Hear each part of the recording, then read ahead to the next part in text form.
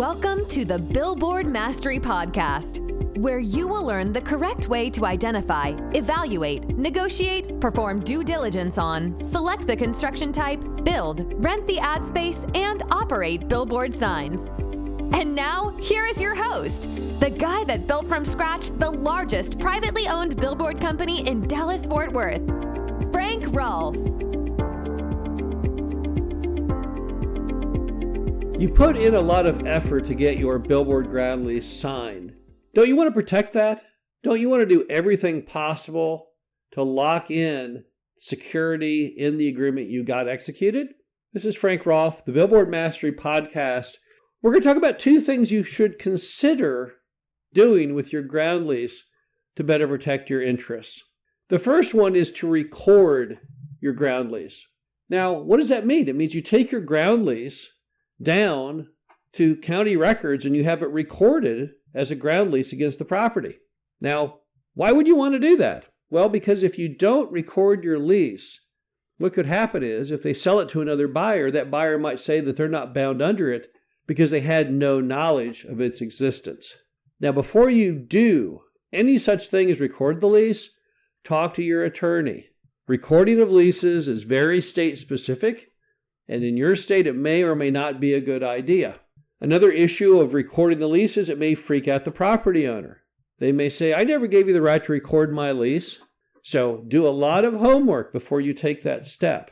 But if you take the step where it will benefit you might be, particularly if you're looking at building a billboard on raw land, is if that land sells before you build the billboard, that next owner will not more than likely be bound by the lease that was signed, because they will say it was not of record, they were not notified of it. However, if it is recorded and the property changes hands, they can't say they were unaware of it because they knew about it when they bought the land. Now, in many states, if you already have the billboard on the land, that serves as notice that they have to at least inquire about the lease. So that will have a lot less impact if the sign is built than if the sign is not built. But in either case, you would definitely want to talk to a good licensed lawyer in your state to see whether this is a good step for you to do or not. To record a lease, you'll typically have to have some kind of memorandum notarized, signed by both parties, giving you the right to have it recorded. And you'll also want to talk to your attorney about what that looks like. It may be on the bottom of your leases going forward, you have something on there where both parties sign and then have it notarized, giving you the right to then record it.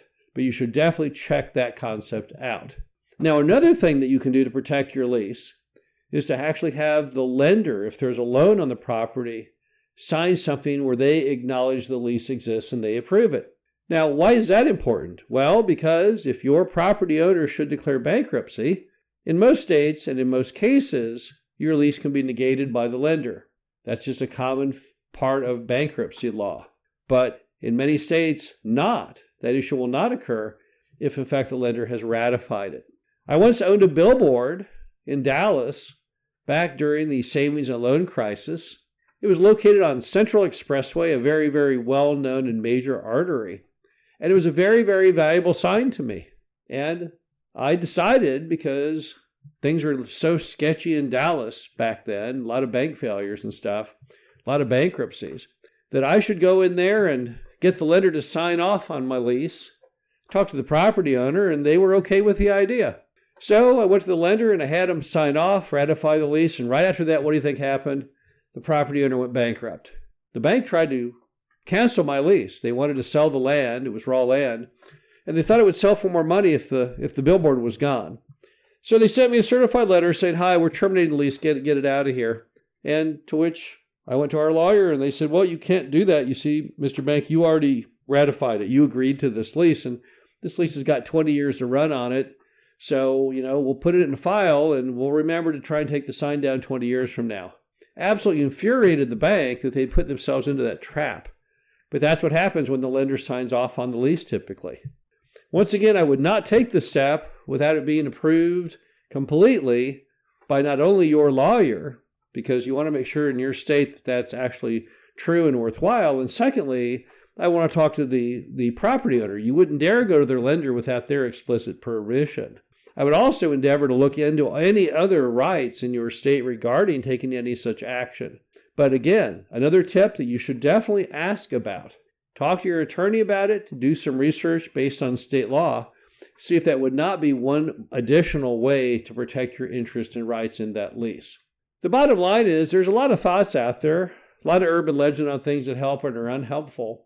Those are two things that I found historically to be of importance, which I think you definitely should spend a little time researching in your leases.